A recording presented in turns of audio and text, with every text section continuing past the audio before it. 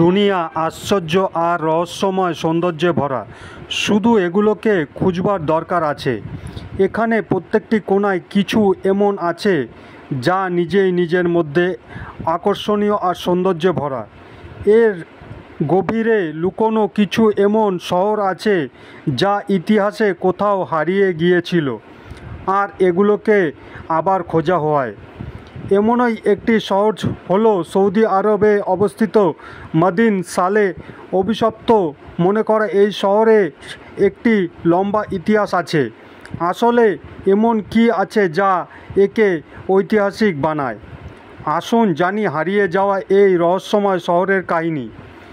ইসলাম এর উদয় হবার আগে আজকের আরব দেশে অন্য ধর্মকে মানত এমন লোকেরা থাকতেন। এদের মধ্যে একটি সমুদায় ছিল নিবেতিয়া।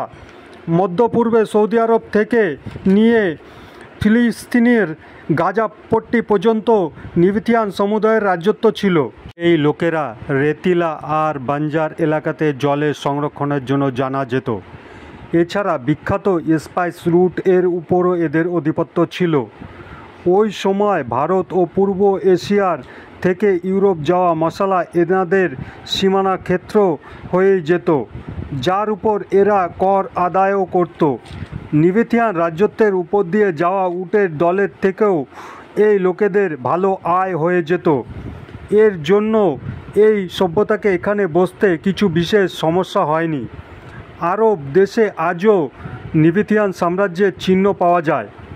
ওই সময়কার ঘরবাড়ি আর কবরস্থানকে মরুভূমি নিজের কোলে সামলে রেখেছে, যার মধ্যে সবথেকে বিখ্যাত দুনিয়ার 7 অজুবার মধ্যে একটি জর্ডান এর পেট্রা শহর। ওইদিকে সৌদি আরবে নিবেতিয়ান সাম্রাজ্যের দ্বিতীয় শহর মদিনা সালের খণ্ডার ও লুকিয়ে আছে।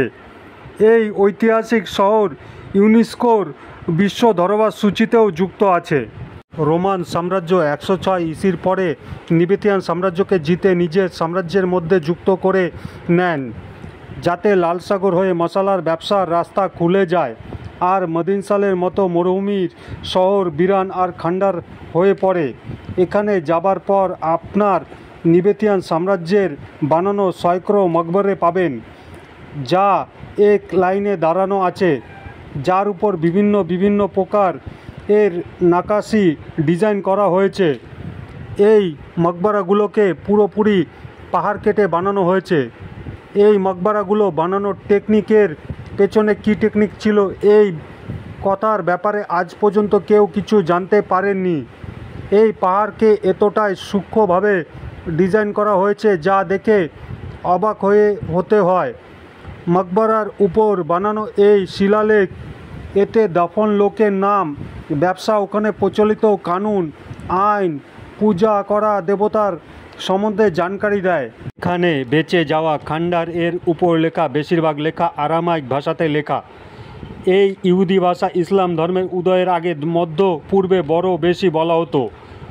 ওই সময়ে ব্যবসা আর বাণিজ্যের জন্য আরামাইক ভাষা জানা খুব দরকারি ছিল।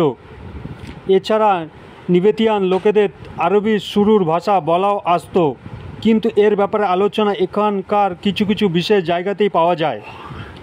মদিনা সালের সকল মকবরাতে কাস আল ফরিদ এর মকবরা সবথেকে বিখ্যাত আর সবথেকে বিশাল আছে।